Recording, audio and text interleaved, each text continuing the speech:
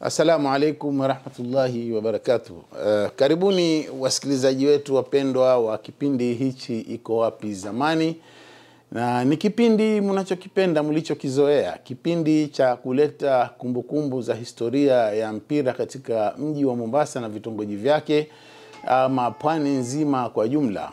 Ikiwa leo ni tarehe 9 April 2025 sawia na tarehe 11 Shawwal, baada ya kupumzika katika mwezi mtukufu wa Ramadhani kwa ajili ya kutenga wakati huo ili uwe ni wakati wa kufanya ibada kwa wingi. Alhamdulillah, tunamshukuru Mwenyezi Mungu kutupa umri na fursa ya kuweza tena kurudi katika uwanja huu. Kwa hakika ni wakati ambao sasa tulisema na tushasema sana kwamba tutachukua mwelekeo mpya, bali mwelekeo wenyewe ni mwelekeo wa vitendo. Kwamba maneno tushayazungumza mengi, tushafahamika vilivyo, na sasa ni wakati wa kushikana mikono yetu tusonge mbele. Kuna mambo matatu muhimu sana ambayo ndiyo yatatufanya sisi tufaulu. Na huu ni mtizamo wangu, pengine kila mmoja anaweza kuwa na mtizamo wake mwingine. Lakini mambo matatu ni kwamba hili jambo tulifanyeni kwa ikhlas. Nikisema kwa ikhlas, yani ni kulifanya kwa ajili ya Mwenyezi Mungu. Jitokeze hapa, usaidie kadiri ya uwezo wako kwa ajili ya Mwenyezi Mungu tu, kuinua hali za watu wa Mombasa na vitongoji vyake, au watu wa pwani. Hali zetu zimedorora, tumeondolewa katika nafasi ambazo tulizokuwa tunastahiki, na mpaka sasa hivi naamini mimi kwamba tunastahiki nafasi hizo. Lakini kwa njia moja ama nyingine, kwa siasa na kampeni nyingi zilizoendelea baada ya muda mrefu, tumeona wazi na tunahisi kwamba tulifanyiwa dhulma kiasi fulani, na pakubwa zaidi ni kujilaumu sisi wenyewe, bali sio kulaumu wale waliotufanyia. Wale waliotufanyia ni nafasi yao wao kututenga sisi, hilo tulijua. Lakini suala ni je, sisi wenyewe tumefanya nini kurudisha ile hali ambayo inayostahiki? Ilikuwa tukielezana habari za mipira ya watu wa zamani walivyokuwa katika pwani, ikawa tunaona raha kiasi hicho tu. Lakini baada ya mazingatio makubwa tukaona kwamba hapo hapatoshi, kwa sababu hii hali huenda ikapotea kabisa. Ndio tukaja na fikra kwamba tuanze kuandika kitabu cha historia, na kitabu kiko njiani, karibuni inshallah kitatoka. Kinaeleza zile harakati za mpira zilivyokuwa zikiendelea, na utahisi kwamba tulitengwa kwa sababu zake. Sasa leo tumeamua sisi tunachukua mkondo mpya. Mkondo wenyewe kulingana na uchambuzi wangu na utafiti ambao niliojaribu kutizama kwa undani kabisa, nimeona tunahitaji mambo matatu muhimu sana. Mambo matatu muhimu sana ndio tunayahitaji ili sisi tusongee mbele. Ama sisi kutengwa, hilo ni kawaida, wala usiliulize, kwa sababu watu hawapendeleani kheri. Ubingwa wa pwani ulikuwa ni ubingwa ambao ulikuwa ni dhahiri kabisa. Umejitokeza kwa kila mmoja wetu. Kupata timu ya taifa ya Kenya kuwa na wachezaji 6-7 watoke pwani peke yake, basi hapa panaonyesha kwamba hapa pana mazao mazuri sana ambayo watu walikuwa wayakuuze mazao yale. Lakini tusikae tukalaumu hilo tu. Suala ni je, sisi tumefanya nini? Mimi na wewe tumefanya nini katika kurudisha hali yetu? Hakuna jingine isipokuwa ni mshikamano. Tushikamaneni pamoja ili turudishe hadhi yetu. Tusiwe ni wenye kuvunjana, tusiwe ni wenye kuteta, na tusiwe ni wenye kulemaa tukakaa nyuma ya watu. Mimi katika utafiti wangu nimekuja na mambo matatu ambayo ni muhimu sana. Sisi lau tutayashika mambo hayo, basi mabadiliko inshallah yatarudi. Jambo la kwanza ni kufanya jambo kwa ikhlas. Wengi hujitokeza katika viwanja kama hivi ama katika majukwaa kama haya, lakini kumbe akiangaliwa ana malengo yake binafsi. Pengine atakakuwa mbunge, atakakuwa MCA, atakakuwa mkubwa fulani. Sasa ngoje nitumie mbinu niwavuruge watu wakinikubali mimi nishaukata. Sasa huu ni ubinafsi. Lakini ikiwa sisi tutakuwa na roho safi kwamba hili jambo tunalifanya lillahi, kwa ajili ya Mwenyezi Mungu Subhanahu wa Ta'ala, tunalifanya hili jambo ili umma wetu usalimike na vitimbi ambavyo tulivyoachiwa sisi. Tumeachiwa vitimbi vingi, tumeletewa madawa ya kulevya, tumefanywa ni watu ambao hawastahiki, tumefanywa ni kama wageni katika nchi hii yetu.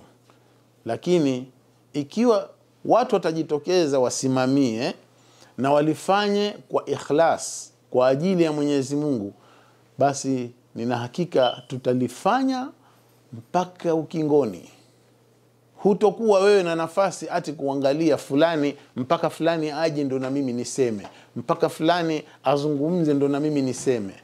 Hapo utakuwa bado wewe hujajitokeza kisawasawa. Kujitokeza kisawasawa ni kusimama ukasema, hata kama ni mimi peke yangu nitasimama nipeleke huu umma pale ambapo Mwenyezi Mungu ataniwezesha. Sasa hii tukiwa tunayo sisi, ambayo kwa ufupi nimeifanya kwa ujumla nimeifanya kuwa ni klasi moja ya ikhlas, kufanya kitu kwa ajili ya Mwenyezi Mungu. Vipi watakuwa mbunge wewe? Vipi usijua watakuwa MCA? Manake wengi watu ukimwona mtu yuanza kusimama na yuanza kupiga makelele, ujue huyu kesho kutwa atakuwa katika boksi huyo. Basi tuondoeni hilo katika iko wapi zamani. Fanya pale utakapofika wewe, Mwenyezi Mungu anakuandikia umefanya kheri kubwa, kuamsha umma na kurudisha umma mahali pake na kuutoa katika udhalilifu. La kwanza hilo. Jambo la pili ni kitu kinaitwa ghera. Wazee wetu wa zamani, wakongwe wetu, walikuwa na kitu kinaitwa ghera. Ghera, utakuta timu haina wasimamizi au timu ya kuokotana, lakini wakija wakisimama wakicheza na timu kubwa, unaona wanatoana jasho au mpaka wanawafunga. Kisha utaona timu ile pengine watu watoke kutokea klabu yao mpaka uwanjani wanakwenda kwa miguu. Hawalalabiki, hawalii pale kwa mbona jamani na sisi msituletee gari au basi, lakini unaona watu wanatembea kwa miguu. Sisi tukitoka kidogo basi tukitembea mpaka Shimanzi, players wote ambao tutaona na Shimanzi sijui kilomita ngapi, na tukifika huko tumfunga mtu kisha turudi zetu. Wale wenye ghera ambao uwezo wao ni mdogo, unakuta mtu amekwenda kununua kreti ya soda, unakuta mtu amenunua kreti ya maziwa, wachezaji wanapewa maziwa. Hichi ndio kitu kinaitwa ghera. Kwa hivyo ili sisi turudi katika hadhi yetu, basi hapa ni pahali ambapo tutahitaji sana jambo hili linaitwa ghera. Watu wajitokeze, msijihisabu kwa kuwa mpaka tupate tajiri bwana, sisi wenyewe hatuwezi. La, hapo bado hamjatimiza lile sharti ambalo ni muhimu kweli. Watu wakiwa na ghera watarudisha hadhi yao. Tuweni na ghera. Jambo la tatu napenda kulisisitiza mimi ni kuwa waungwana. Mkiwa waungwana nyinyi hamujali, bimaana ya kwamba nyinyi hamjidhalilishi mbele ya watu. Kuna watu wengine wanakuambia timu huwezi kuwa nayo bana. Huwezi kuwa na timu mpaka muwe na pesa kwanza, muwe na matajiri. Sasa tufanyeje ili tuanze? Mtaka kuanza iko wapi zamani? Basi twendeni kwa tajiri fulani tukazungumza naye, twendeni kwa tajiri fulani tukazungumze. Hili ikiwa ndio lengo lenu la mwanzo ili mtake kuendelea, basi mko katika wrong, mmeweka wrong foot at wrong time. Mumeingia mahali wakati ambao hamustahiki kuingia hapo. Sisi lazima tujitoe katika minyororo ya udhalilifu. Tusimameni kama timu. Tusimameni kama watu ambao wanataka kujinasua katika udhalilifu na unyonge. Umuhimu wa mpira bwana, umuhimu wa mpira ni organization nzuri katika team, supporter nzuri katika wale wanaofuatilia, mashabiki wajitokeze kisawasawa kuiunga mkono timu yao. Haya ndio mambo ya kuangaliwa na kushughulikiwa. Tukiwa tunazo hizi, basi hata ikaja timu iliyong'ang'ana kiasi gani, watauliza hawa watu. Ndio pale wazee wa zamani wakiulizwa, tunamsema utasema Philip Tola aliulizwa how much do they pay you, unalipwa ngapi na hao? Akasema Coca-Cola moja na well play mazee.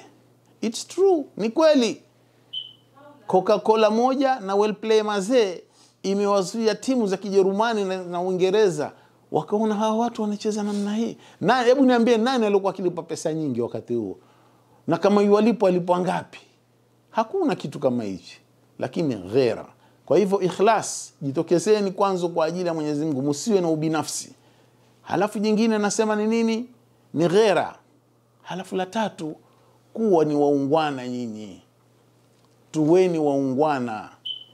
Waungwana ni wale ambao unakuwa na self confidence, mnajiamini nyinyi wenyewe.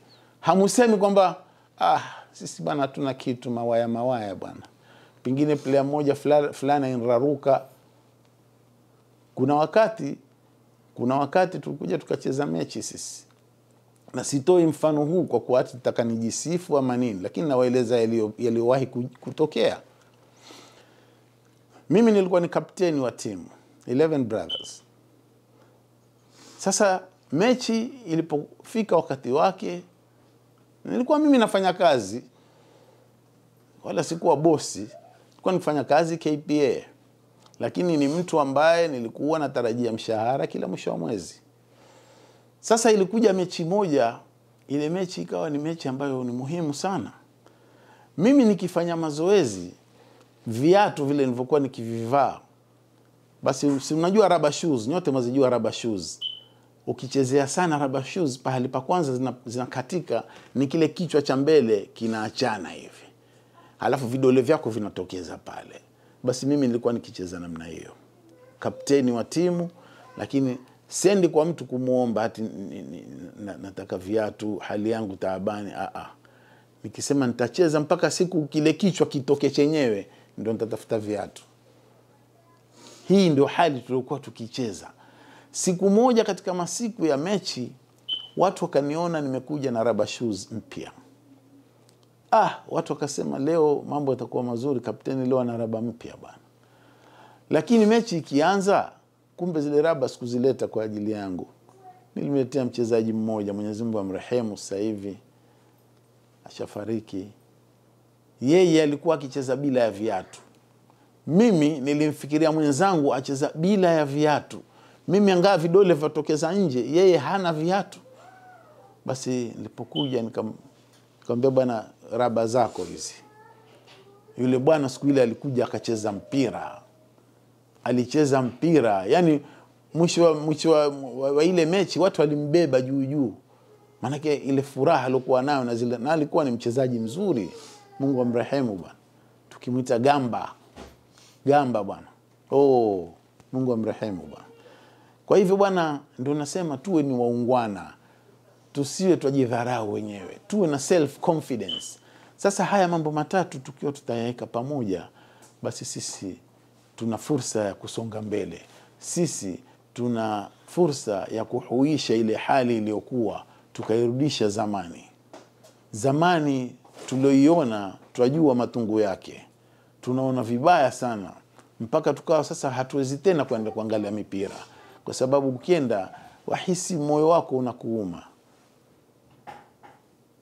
Tuondoeni tabia za kuvutana sisi kwa sisi. Sababu kubwa nini? Cheo. Cheo hichi kwa nini ni yule? Cheo hichi mimi ndo nastahiki. Cheo hichi akishika mwingine mimi simu. Ondoeni mambo haya. Ndugu zetu wameanza kuchangia vizuri kabisa. Tufungueni club. Club ifungulie, watu wapate ajira. Watu wakipata ajira, makocha tunao. Sisi ni matajiri. Wachana na mambo ya pesa. Moyo ukiwa tajiri wewe utagonga. Tizameni Nairobi mpaka leo timu za AFC Leopards na Gor Mahia, hizi timu hazina ile hadhi waliokuwa nayo, lakini wanaojaribu kuunganisha hii ni wale supporter wao. Mechi ikija tangazo kwenye maredio, magazeti, dabi ya mashemeji. Lakini at least hawa mashabiki at least wanafanya kitu kizuri kwa hao. Sisi hata hii hatuna, kwa sababu pia hatuna hiyo timu ya kuisupport. Kwa hivyo sisi lazima bwana tuamkeni, turudini nyuma, tuunganeni bwana. Sasa hivi kuna mambo fulani ya muhimu tunayaomba au tunayahitaji kwetu sisi. Mujue ya kwamba iko wapi zamani mpaka leo hii tangu tufungue, hakuna anayelipwa hata ndururu moja. Kila unayemsikia iko wapi zamani, watu ile ghera tulioanzia nayo ipo katika nyoyo zao. Iko wapi zamani, watu wamejitokeza kwa ghera na tumesimama. Kitu tunachokiomba na kukihitaji kwenu nyinyi wenzetu wengine, na nyinyi mjitokeze. Mpaka leo sisi tunajaribu kufikiria, tunataka kutengezewa logo ya iko wapi zamani mpaka leo inatufiringa vichwa vyetu, kwa sababu majukumu ni mengi. Hayo tunayoyafanya kutaka na wengine waje waseme bwana logo niacheni mimi nitatengeza nitume hapo. Tutaka logo, na watu wanajitokeza kwa ghera. Hakuna anayelipwa hata mmoja. Ondoa fikra kwamba hapa pana pesa zatoka Canada, hakuna hata ndururu. Mwenyezi Mungu awajaze kheri wale wote ambao wamejitokeza. Kwa hivyo tunahitaji logo iko wapi zamani. Kama mtu anaweza kututayarishia moja tuletee, sisi tuna kikao chetu cha wasimamizi, wataangalia ile itakayopendeza zaidi, itatolewa. Sisi tunahitaji mtu ambaye ni mjuzi katika mambo ya uwakili. Hatusemi kwamba ajitokeze bure, tuko tayari sisi, tutashikana. Wale ambao Mwenyezi Mungu amewajalia kitu kidogo, tumwangalie na sisi. Hatuombi bure, lakini tuwaomba kama kwa ndugu zetu ambao nyinyi pia mnawajibika kama sisi. Tutaka leo kujitokeze mtu achore logo, wakili, kijana ambaye tena ni graduate wa hivi karibuni ambaye atakuwa na motisha fulani. Tunahitaji wakili, tunahitaji watu wakuja kusimama mbele na kuona kwamba mambo yetu yanakwenda. Sisi tuna mpango wa kutoa zawadi, kuwapa mashujaa wetu, wale ambao tushawasifu sana, tushawajua sasa, watu washajua habari zao. Twawazawadia nini? Hata kama ni tunu kidogo, hata kama ni kuwapa certificate peke yake. Tutatengeza, hatuna pesa, lakini tuweza kutengeza certificate, tukampa mkono familia ya Kadir Fara, certificate hii. Familia ya Alikaju, certificate hii. Ali Sungura, certificate hii. Na wengine. Lakini tunahitaji sisi sote kujitokeza katika hili jambo. Halafu kubwa kuliko yote haya ni jambo la mwanzo kabisa ambalo ni kufanya registration. Registration inahitaji watu kujitokeza binafsi. Hatutaki pesa kwamba iwe ndio kikwazo, lakini pesa ni muhimu. Membership tunaitangaza hapa na itakuja kufafanuliwa kwenu karibuni na mwenzetu ambaye anayehusika na kitengo hicho, aeleze membership inakuja vipi. Lakini tunahitaji kuwa na membership, ile prescription, watu wawe wanalipa, ushaona bana, ili tuanze kujiregister, tufanye mambo yetu kiserikali, iwe tunatambulika. Na hili jambo la membership lafaa lipelekwe kwa haraka sana.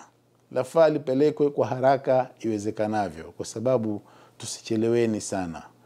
Ushafahamu halafu ikifika siku ya mashujaa wetu tutaangalia jinsi gani tutakavyojitahidi kulifanya jambo hili. Kwa hivyo hizi ni changamoto ambazo lazima tujitokeze, tusikae nyuma, tujitokeze, fanya uwezo wako, usiangalie fulani mpaka afanye ndio na mimi nije.